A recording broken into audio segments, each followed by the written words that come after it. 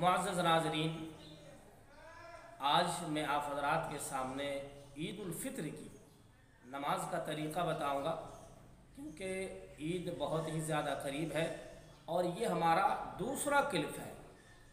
तो मैंने सोचा कि आप हज़रात को मैं ईद का तरीक़ा बता दूं, यानी ईद की नमाज का तरीक़ा बता दूं आप हज़रात के सामने, क्योंकि बहुत सारे ऐसे लोग होते हैं जो साल में 2 मरतबा नमाज़ पढ़ते हैं, उनको याद नहीं रहता है।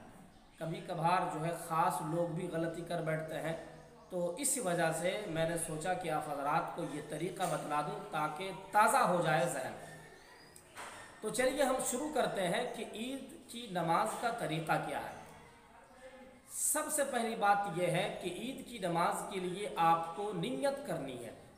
ईद की नमाज जो है वाजिब है और 2 रकत पढ़ी जाती है। ये सारे लोगों को मालूम है कि वाजिब है और 2 रकत पढ़ी जाती है।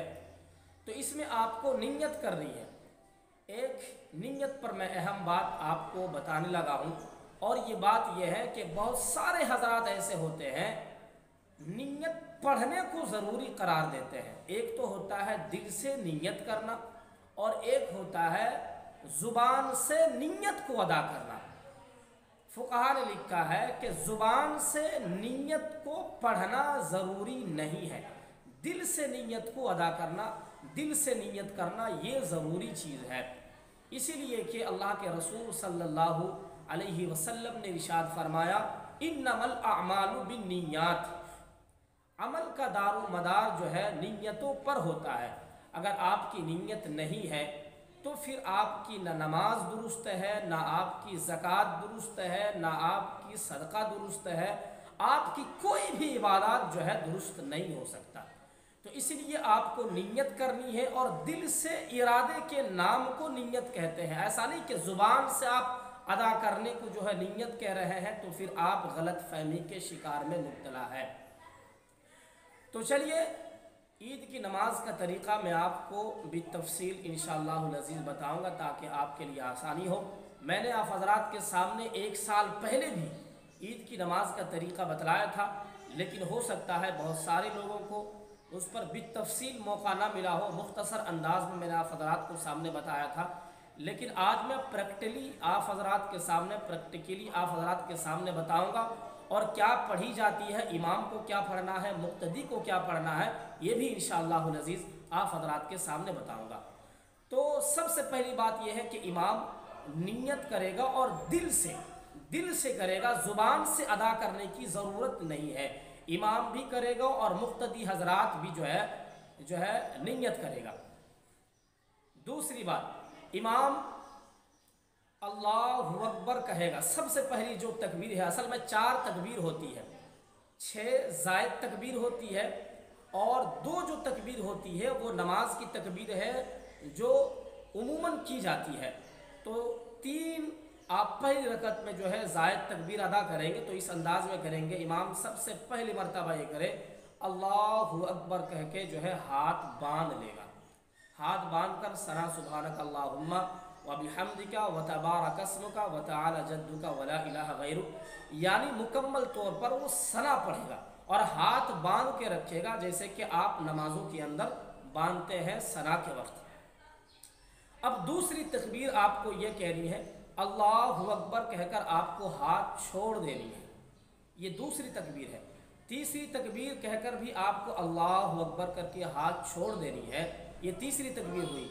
और चौथी तकबीर में आपको अल्लाहु अकबर कहकर हाथ को बांध लेना है। जब आप हाथ बांध लेंगे तो फिर जो है इमाम आहिस्ता बिस्मिल्लाह और आऊज़ु बिल्लाह पढ़ेगा।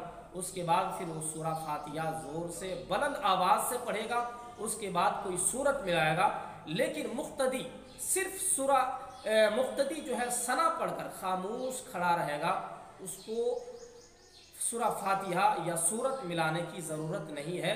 ये सिर्फ इमाम का काम है कि वो जो है सना भी आहिस्ता पढ़ेगा और ताऊज़ यानी औज़ बिल्लाह भी आहिस्ता पढ़ेगा और बिस्मिल्लाह भी आहिस्ता पढ़ेगा, और सूरत जो है वो ज़ोर से पढ़ेगा और सूरा फातिहा भी वो ज़ोर से पढ़ेगा।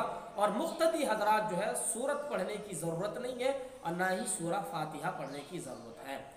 इमाम जब पहली रकत में ये कर लेगा तो फिर वो सूरत वगैरह पढ़कर वो रुकू के अंदर जाएगा। रुकू जिस तरह उमूमन लोग नमाज के अंदर करते हैं, रुकू में जाएगा, फिर वो सजदा में जाएगा, फिर दूसरी रकत के लिए जब उठेगा तो वो सीधा हाथ नियत इस अंदाज में बांधकर वो अपना सूरा फातिहा शुरू करेगा। फिर वो सूरा फातिहा के बाद वो कोई सूरत मिलाएगा।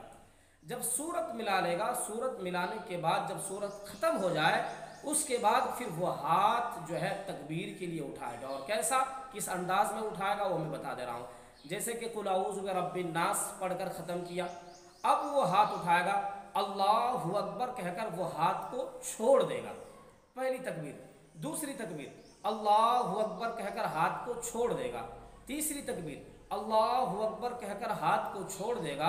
अब जब चौथी तकबीर होगी तो उसको हाथ उठाने की ज़रूरत नहीं है, बल्कि सीधा वो रुकू के अंदर जाएगा अल्लाहु अकबर कहकर। ये है जो है मुकम्मल ईद की नमाज का तरीक़ा। और वो रुकू के अंदर जाके फिर जो है जो पढ़ना है वो पढ़ लेना है, सजदे में जाना है, फिर जो है सलाम वगैरह फेर कर जो खुतबा वगैरह सुन्नत है वो आपको अदा करना है। उमूमन लोग गलती करते हैं, वो सोचते हैं कि ईदैन की नमाज की जो खुतबा है वो वाजिब है। नहीं, फुक़हा ने लिखा है कि ईदैन की जो खुतबा है वो वाजिब नहीं है, वो सुन्नत है।